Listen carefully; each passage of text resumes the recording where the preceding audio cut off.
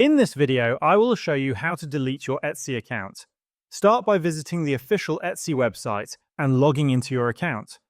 Once logged in, click on your profile icon at the upper right-hand corner of the screen. This will open a drop-down menu with several options.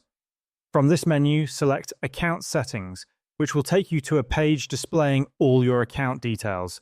If you wish to temporarily close your account, scroll to the bottom of the page and click on the Close Your Account option.